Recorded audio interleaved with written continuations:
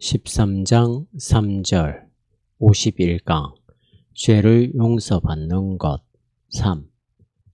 사도신경은 기독교 신앙의 전반적인 것을 다루고 있어요. 창조부터 종말까지 전체 이야기죠.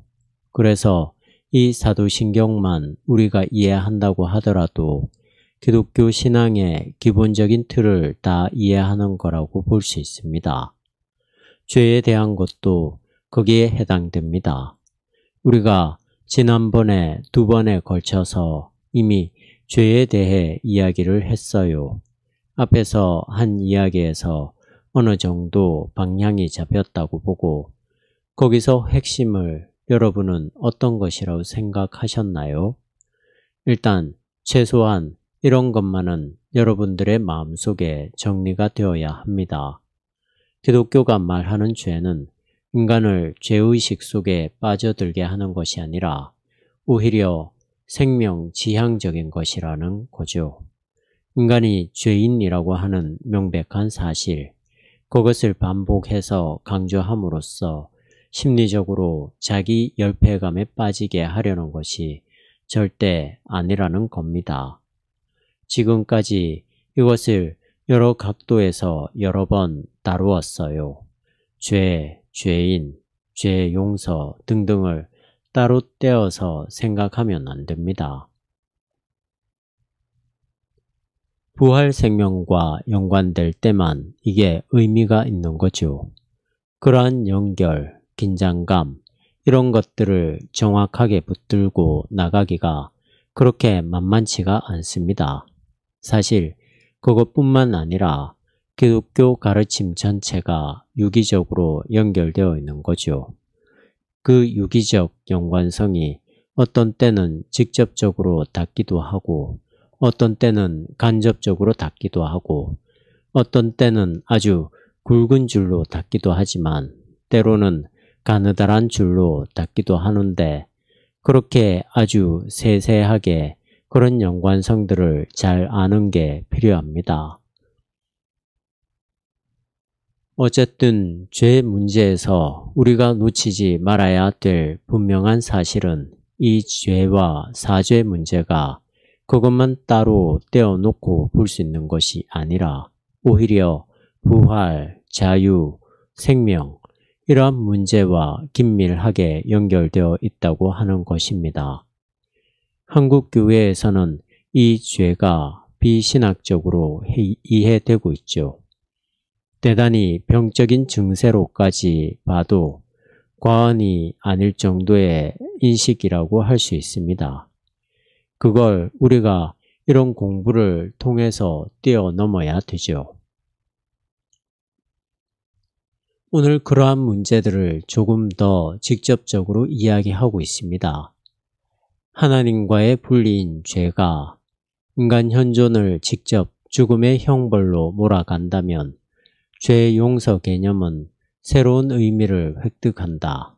말하자면 죄 용서는 죽음을 극복함으로써 하나님과의 일치 가운데 있는 생명에 대한 희망을 강화시켜준다는 것을 의미한다.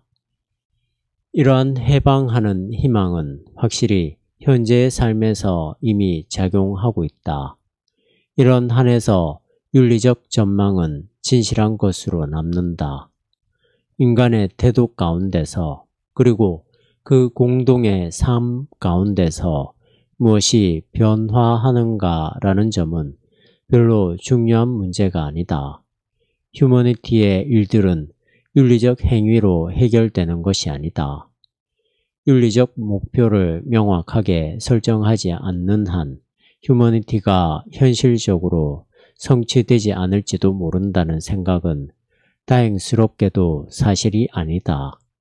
오히려 윤리행위와 윤리의식은 이런 점에서 종교적 주제의 핵심인 인간의 휴머니티를 항상 전제하고 있다. 추상적인 도덕주의적 지평이 아니라 바로 이런 지평의 죄와 사죄에 대한 기독교적 진술의 의미와 영향력이 기초되어 있다.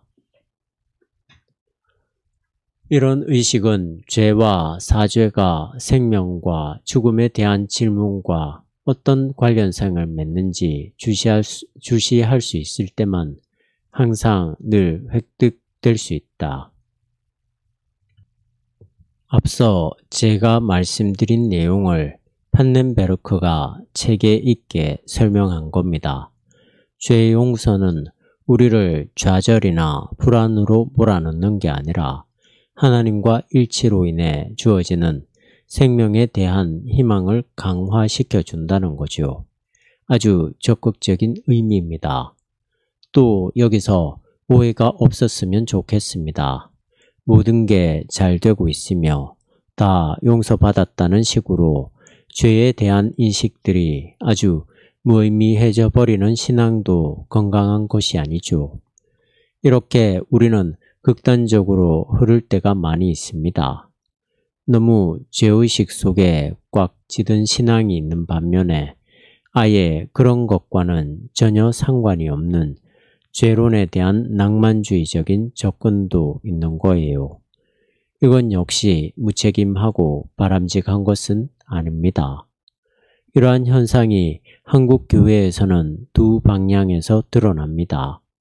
서로 다른 신앙 같은데 이런 부분에서 일치하고 있어요. 하나가 기복주의고 다른 하나는 은사주의입니다. 보통 순복음 교회의 신앙이라고 할 수 있는데 귀신을 쫓아내고 뭐가 잘 되고 구원받았고 용서받았고 그런 것들이 싸구려처럼 선포됩니다. 보통 값싼 은혜라고 이야기하는 거예요. 거기에는 죄에 대한 기본 통찰이 전혀 없습니다. 개인적인 부분에서나 사회적인 차원에서나 전혀 없습니다. 만사 형통입니다. 그냥 믿기만 하면 모든 것이 다 해결된다고 말합니다. 심판이 없는 사랑만 강조된다고 할 수 있습니다. 이것은 죄의 낭만주의라고 할 수 있습니다. 또 한쪽은 지성적인 교회에서 나타나는 신앙 형태입니다. 그러한 교회는 죄에 대해서는 별로 진지하게 생각하지 않죠. 해봐야 사회적인 죄, 역사 정의를 세우기 위한 투쟁, 이런 쪽으로만 나가게 되죠. 자기 자신의 실존적인 죄책들에 대해서는 무감각하다고 할 수 있습니다. 이러한 쪽으로 가는 것은 죄와 사죄 문제가 결국은 생명에 대한 희망을 강화시켜 준다는 말과는 조금 다른 차원이고 잘못한 것과는 다르게 조금 왜곡된 형태라고 볼 수 있습니다. 죄의 용서에 대한 기독교 사신의 권언은 바로 이런 질문의 지평에 놓여 있다. 예수가 어떤 사람에게 사죄를 선언했을 때 그가 말하고자 한 바는 이 사람이 도래하는 하나님 통치의 구원에 참여하게 된다는, 그래서 죽은 자의 부활에 참여하게 된다는 것이다. 사신은 독일어로 보트샤프트의 번역인데 그 독일어를 정확하게 우리말로 표현하기 어렵습니다. 어떤 사람이 국가 외교관계 사절로 나가잖아요. 그런 행위, 사람 등의 총체적인 의미를 담고 있어요. 기독교의 사신이라고 한다면 기독교가 전하는 복음의 내용과 행위를 다 이야기하는 겁니다. 그걸 우리나라 말로 한 단어로 묶어서 내기가 힘든 거죠. 복음이라고만 해도 정확하지는 않습니다. 복음은 다른 단어인 유앙겔리온이 있습니다. 하여튼 사신이라는 단어가 나오면 복음의 내용과 행위 총체를 가리킨다고 이해하시면 되겠습니다. 죄 용서와 생명의 관계를 이해하시겠죠. 예수님이 내 죄가 사해졌다고 이야기를 했을 때 바리새인들과 율법학자들은 굉장히 분개했어요. 하나님만 하실 수 있는 건데 경거망동도 유분수지 저 친구가 저럴 수가 있느냐. 신성모독이다. 그렇게 보았습니다. 예수님은 신성모독을 할 생각도 없고 그것과는 전혀 상관없는 이야기입니다. 사죄의 권원적인 의미를 이 사람들에게 선포한 것뿐이죠. 예수님은 하나님의 미래에 대한 신뢰, 즉 하나님 통치의 도래를 향한 단호한 방향선회가 바로 하나님이 인간에게 요구한 모든 것이라고 생각했기 때문에 이것을 선언할 수 있었다. 하나님의 미래를 의지하는 자는 하나님의 구원을 확신해도 좋았다. 그를 살아있는 하나님에게서 떼어놓을 수 있는 건 아무것도 없다. 하나님으로부터 분리시키는 모든 것은 거기서 극복되었다. 임박한 하나님 나라의 사신을 받아들이는 자는 이로써 이미 죄를 용서받은 것이다. 예수를 하나님의 통치를 선포한 이로 믿고 받아들이는 자는 생명의 미래를 차단하는 과거의 짐으로부터 자유하다. 따라서 죄의 용서는 살아있는 하나님의 미래에 대한 신뢰의 결과이며 하나님의 구원이 실현될 미래를 현재의 삶으로 끌어오는 불빛이고 미래에 실현될 구원의 여명이다. 이처럼 죄의 용서는 이미 현 상황에서 전개되는 새로운 시작의 자유이며 또한 과거를 새롭게 인식하는 자유이다. 죄의 용서를 통해서 얻게 되는 선물은 현재의 순간을 완전히 긍정할 수 있는 자유이며 또한 성취된 미래를 확신할 수 있게 하는 자유이다. 위 대목은 중요한 이야기입니다. 복음에서 우리가 볼 수 있는 가장 핵심적인 복음의 엑기스라고 할 수 있습니다.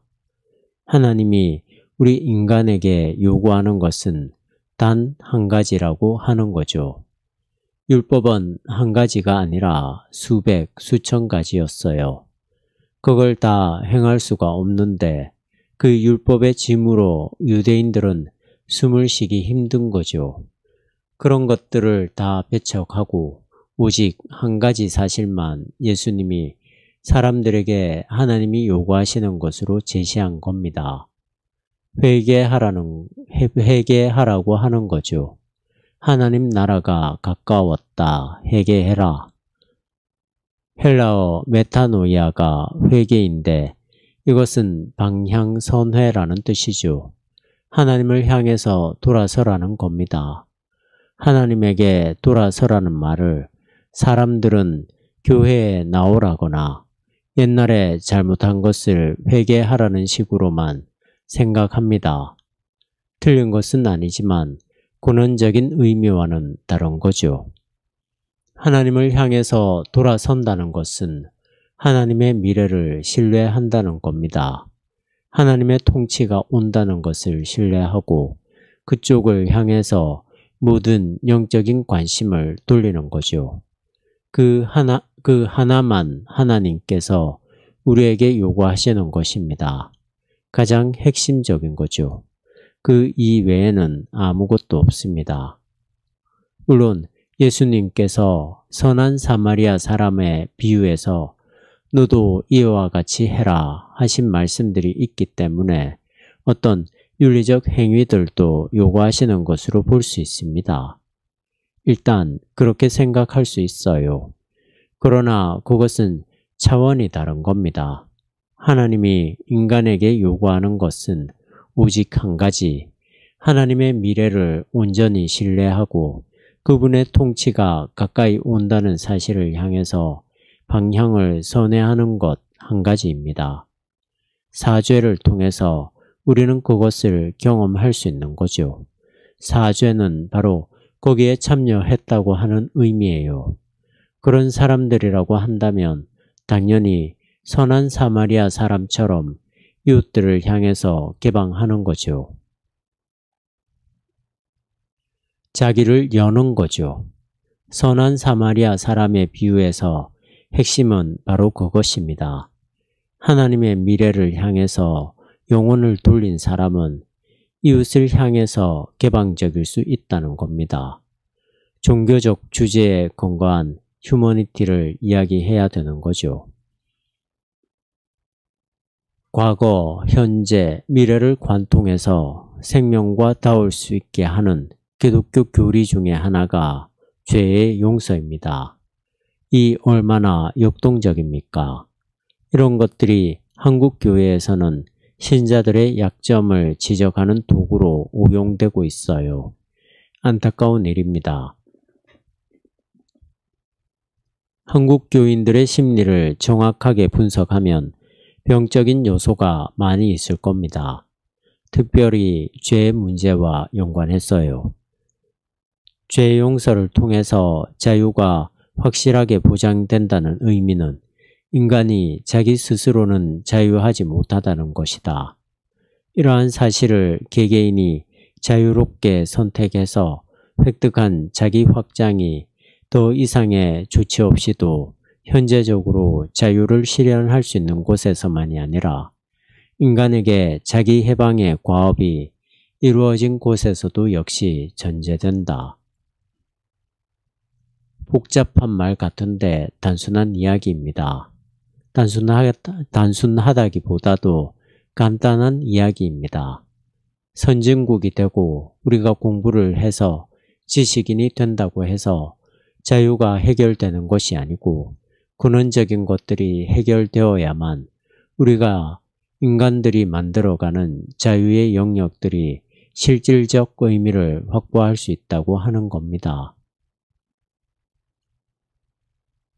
해방을 통한 자기 해방, 즉 자유를 침해하는 모든 연결고리를 해체함으로써 얻게 되는 자기 해방은 인간이 자기 스스로 이미 자유로울 경우에만, 그리고 자신의 자유를 실행하기 위한 외적 상황이 나빠서 그것이 방해받을 경우에만 의미심장한 요구가 될 수 있다.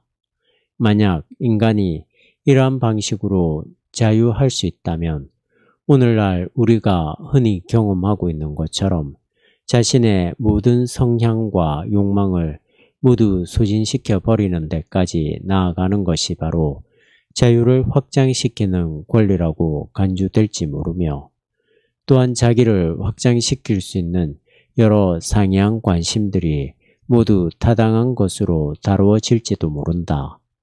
그러나 이런 경험이 가르쳐주고 있는 바는 다음과 같다.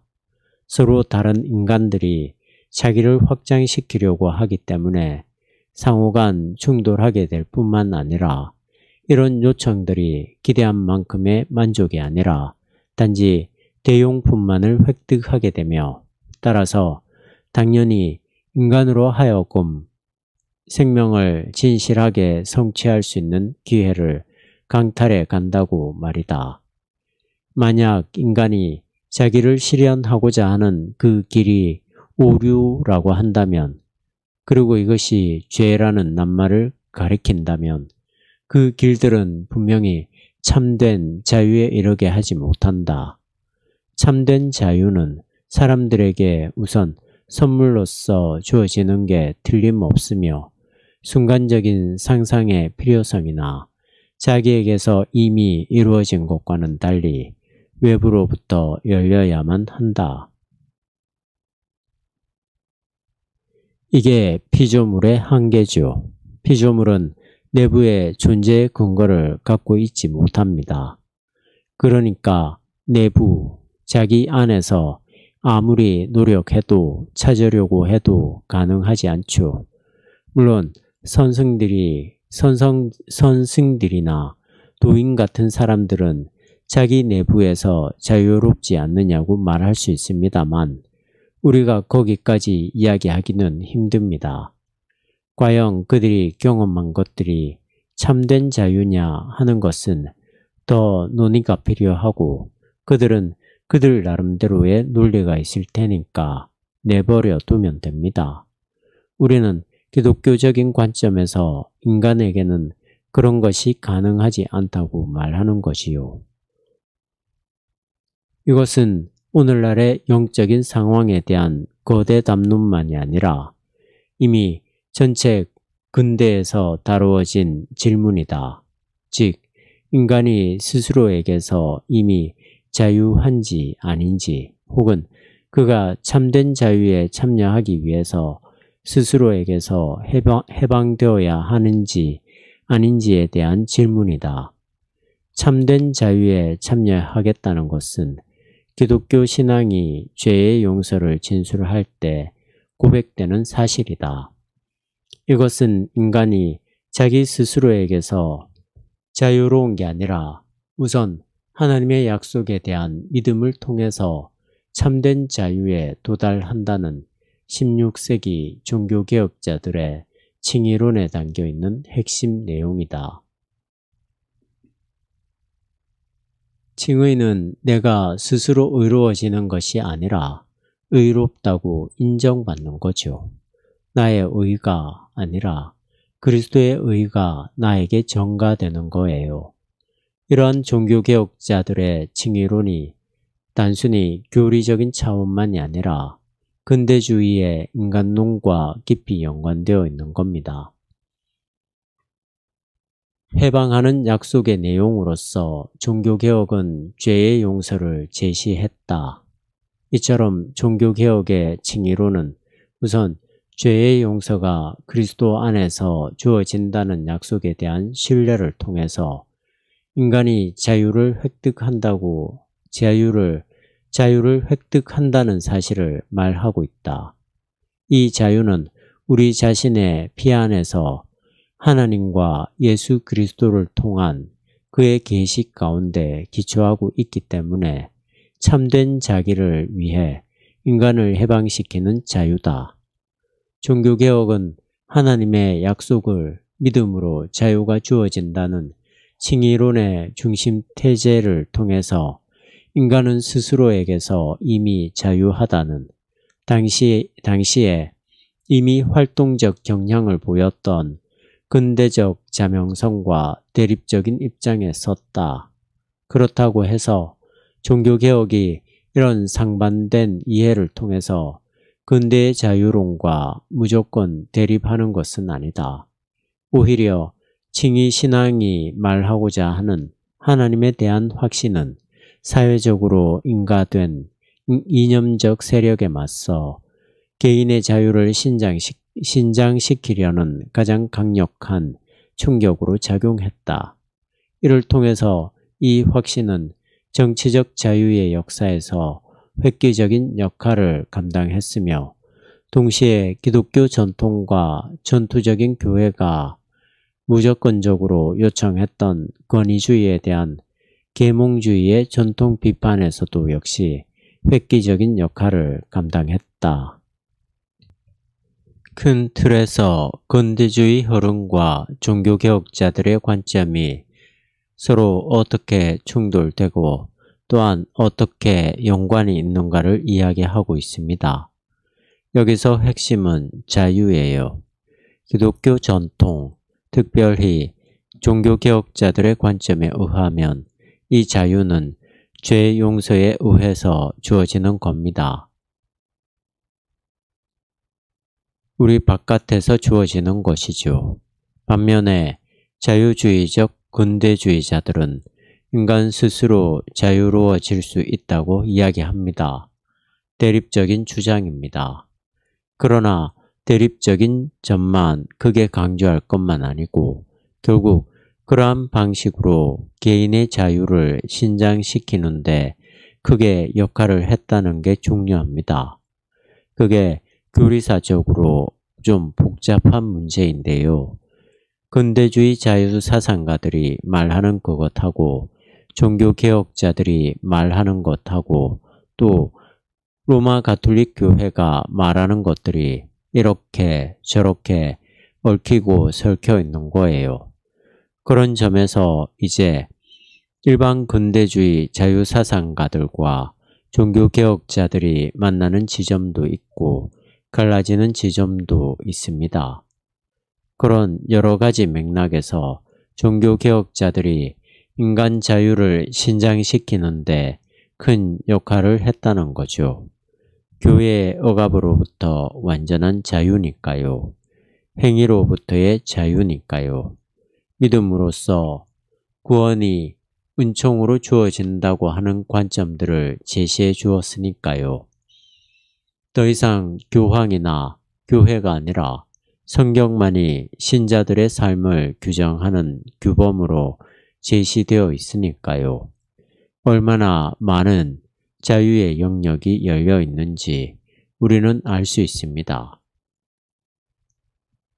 큰 역할을 했다는 이야기죠. 이 경우에 나름대로 여전히 전통과 연결되어 있는 칭의 신앙의 하나님에 대한 확신이 종파 투쟁을 불거지게 한 인식, 즉 하나님에 대한 자연적인 인식의 확신으로 대체됨으로써 이 하나님에 대한 인식은 곧 이성의 자기 확신에 속한 기초를 말하는데, 이러한 하나님에 대한 확신은 결국 인간의 단순한 투사로서 나타났으며, 또한 이로 인해서 인간에게 이미 주어진 신적 현실성에 내재한 자유의 근거가 그 토대를 상실하게 되었다. 여기서 말하는 자유의 근거는 인간을 우선적으로 자유하게 하는 것을 가리킨다.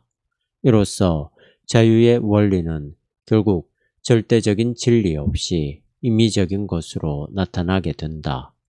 자유를 획득하기 위한 인간의 해방에서 종교적 토대가 제거된다면 자유는 개인의 자유의지와 더불어 붕괴될 것이며, 또한 자유가 외부적 구조로만 생각되기 때문에 이미 소유했다고 추정되는 자유와 더불어 붕괴될 것이다. 더구나 무절제한 자유방임적 방종은 틀림없이 자유의 원리를 불확실하게 만들 것이다. 이와 달리 죄를 용서받음으로써 하나님을 확신하는 데서 나오는 자유의 토대는 최소한 우리의 문화 환경 가운데서 자유로운 사회를 지속시키는데 요긴한 효소로 작용하게 될 것이다. 이 효소는 그 종교적 권한이 살아있는 한 세속적 현상 형식을 통해서 여전히 지속적으로 작용하게 되는 그것이다. 위 문장 중간부터 내용이 좀 복잡해졌네요. 16세기 종교개혁자들에 의해서 주어진 죄 용서와 칭의 교리가 종파 전쟁 등등으로 얽히고 설키면서 자리를 잡지 못했다고 하는 겁니다. 어쨌든 기독교가 이야기하는 죄 용서는 실질적으로 인간을 자유롭게 하는 것이고, 세속 사회에서도 자유의 영역을 확장시킬 수 있는 요소로 작용한다는 이야기입니다. 일방적으로 이야기하는 것처럼 들릴 수 있겠고, 기독교 교리를 일방적으로 말하는 것이고 신앙적 입장일 뿐이지 사회 인문학자가 보면 전혀 그렇지 않다고도 생각할 수 있는 거죠. 프로이트나 니체나 마르크스 같은 이들의 눈에는 종교가 인간의 자유와는 거리가 먼 것처럼 보입니다. 유럽 사회에서 현상적으로 나타난 종교라는 점에서 그러한 비판을 받을 소지가 충분히 있습니다만 근본에서는 전혀 그렇지 않다는 것이죠. 제가 한 가지만 말씀드릴까요? 마르크스가 주장한 프롤레타리아 혁명보다 더 극단적인 휴머니즘은 없잖아요. 그는 정말 가난한 노동자 계급의 해방을 위해서 역사를 분석하고 대안을 제시하지 않았습니까? 그것을 근거해서 몇백 년 동안 전 세계가 공산주의 혁명을 경험했지 않습니까? 여기서 꼭 공산주의라고 말 붙이지 않아도 사회주의가 거기에 다 포함되는 겁니다. 마르크스가 끼친 영향은 큰 거예요. 그것은 아무도 부정할 수 없습니다. 그러나 그게 현실 사회주의에서 공산주의예요. 볼셰비키 혁명 이후로 일어났던 현실 사회주의에서 정말 휴머니티를 끌어올리는 힘으로 작용했는가 하는 질문이 가능합니다. 실제로 시작은 그렇게 했는지 모르지만 실제로 러시아, 소비에트 연방공화국, 동유럽에서 그렇지 못한 일이 많았잖아요. 물론 자본주의 사회도 마찬가지입니다. 이건 자본주의가 우월하다거나 지금 현실 사회주의가 다 망하고 명분만 몇 나라에 있다고 하는 것으로 자본주의가 훨씬 더 인간의 삶을 복되게 하고 자유롭게 한다고 하는 것을 단정하는 것이 아닙니다. 어쨌든 노골적으로 인간의 해방, 자유 등등 이런 것을 기초로 내걸었던 마르크시즘, 사회주의, 코뮤니즘이 결정적으로 그렇게 되었다고 보기는 힘든 거예요.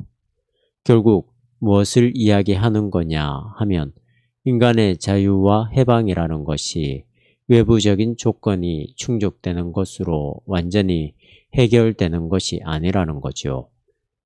그것은 기독교적인 관점에서는 다른 데서 주어지는 하나님이 주시는 것으로 이해하는 것입니다. 하나님으로부터 자유, 해방으로 들어가는 것이 바로 사죄인 것이죠. 하나님의 미래를 향해서 우리의 영혼의 방향을 돌리는 거죠. 이러한 기독교적 개념하고 정치사회적인 개념들을 같은 선에 올려놓고 단순 비교하기는 힘듭니다. 그러나 그 안에 들어있는 내용들을 같이 우리가 연결해서 생각하면 비교 못할 것도 없습니다. 결국은 인간의 자유, 해방 이런 문제들 아니겠습니까? 이제 마지막 한 문단만 남았군요. 죄 용서에 대한 기독교의 신앙 고백을 옳게 해석했다면 이것은 곧 참된 자유에 대한 보증이며 또한 이로써 확보된 인간의 휴머니티에 대한 신뢰다. 이것은 신앙의 토대를 둔 자유가 인간에게서 물러나는 게 아니라 오히려 인간 자신을 향하게 됨으로써 가능하다. 물론 죄에 대한 고백은 자기 자신으로부터의 틈을 의미한다. 이것은 확실히 이 의미의 한 측면일 뿐이다. 죄의 고백은 자기 자신을 뛰어넘어 그것에 대해 책임질 준비가 되어 있다는 표현이며 자기 자신에 대한 고백이다. 이렇게 본다면 기독교의 죄의식은 자기 부정이거나 반생명적인 표현이라기보다는 반대로 자기 왜곡 앞에서 생명을 긍정하는 것으로 이해되어야 한다. 밑줄 치고 몇 번 반복해서 읽어야 하고 또 거의 외워두어야 될 만큼 중요한 설명입니다. 이 문장만 정확하게 이해한다고 하더라도 기독교 죄론, 그리고 인간론, 자유론 등등을 정확하게 이해하는 거죠. 용서받음으로써 자유가 우리로부터 떠나가는 것이 아니라 자유가 우리에게 주어진다고 합니다. 죄를 고백하면 내면적으로 불안이 자리하고 정체성의 분열도 일어납니다. 죄가 심리적으로 인간의 삶을 파괴할 염려도 있어요. 그렇지만 죄의식은 통렬해야 됩니다. 앞에서 지적했듯이 그건 낭만적으로 생각하면 안 되는 거예요. 거의 자기 부정에까지 이르러야 되죠. 태어나지 않았으면 좋았을 것이라고 하는 것에까지 도달해야 됩니다. 그러나 결국 우리의 죄 고백을 통한 사죄 경험은 생명에 대한 긍정입니다. 분명히 죄의 고백은 자유의 행위이다. 왜냐하면 참된 자유는 책임적인 자유이기 때문이다. 한 인간은 자기 자신에게 책임적인 존재가 됨으로써 자신과 일체가 된다. 따라서 자유는 자기 자신에 대해서, 그러나 어떤 생명계에 대해서, 그리고 그에게 발생하거나 간과되는 모든 것에 대해서 책임질 준비가 되어 있는가라는 기준에서 측정된다. 왜냐하면 인간은 고립된 개체로서가 아니라 사회와 인류의 구성원이라는 점에서 인간이기 때문이다. 그는 자신의 생명계 안에 있는 과오에 대한 죄책을 다른 이들에게서 찾는 것만이 아니라 그 죄책과 책임감을 스스로 받아들인다는 점에서 자신의 정체성을 획득한다. 이 안에서 그는 자기의 생명 영역과 일치하며 또한 자신을 향한 기억의 과업을 받아들이게 된다. 이런 의미에서 분명히 죄의 고백은 용서를 통해서 극복되어야 할 부자유를 가리키는 것이 결코 아니다. 부자유는 오히려 자기의 죄와 공동 책임을 배제하고 거절하는 데서 나타난다. 자기의 죄에 대한 분명한 인식은 이것이 자기 자신을 극단적으로 의심하는 경우가 아닌 한 용서에 대한 확신에서 가능할 뿐이며, 또한 이 인식은 죄의 용서로 인해 드러날 그 자유가 무엇인지 매우 분명하게 깨닫게 한다. 중요한 대목을 마지막 부분에서 다루어 주고 있습니다.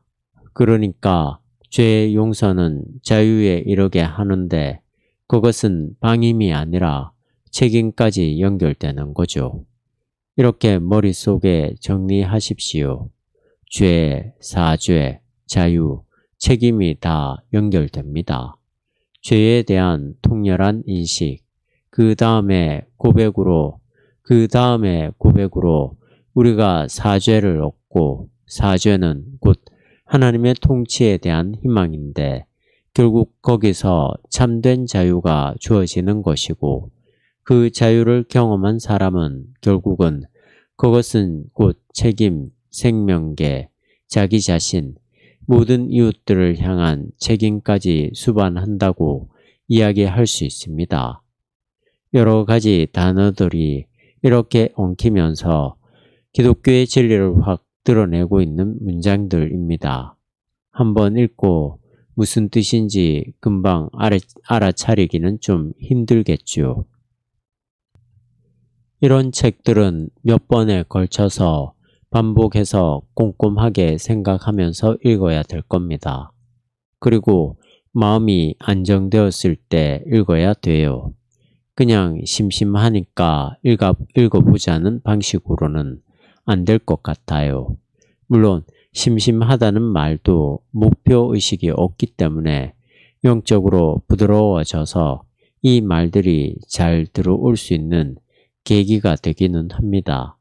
어쨌든 우리의 마음이 공중에 뜨지 않고 잘 가라앉아 있을 때 읽어야만 들어올 수 있는 내용이죠. 우리가 3번에 걸쳐서 죄를 용서받는 것이라는 대목을 공부했습니다. 한국 교회를 배경에 놓고 볼 때 아무리 강조해도 지나치지 않을 만큼 중요한 대목이었어요. 이걸 제가 설명을 얼마나 정확히 설득력 있게 했는지 모르겠습니다만 죄의 문제가 한국 교회에서 얼마나 왜곡되었는지를 알게 되었을 겁니다. 여러분들은 기독교 교리에 대해서 자신감을 가져도 좋아요. 그냥 쉽게 어떤 필요성에 의해서 툭 튀어나온 것이 아니거든요. 깊은 영적인 통찰, 역사에 대한 이해, 수많은 시행착오, 마치 자연과학이 어려운 과정을 통해서 발전해 왔듯이 기독교 교리도 역시 마찬가지입니다. 영적인 과학이라고 할 수 있어요. 제가 정확하게 표현한 것 같군요. 신학은 혹은 신앙은 영적인 과학이라고 할 수 있습니다. 우리가 다 몰라서 그렇지 알기만 한다면 우리는 현대 그 어떤 시대 정신의 도전 앞에서도 크게 겁먹지 않아도 될 것입니다. 죄와 죄 용서는 자유와 책임입니다.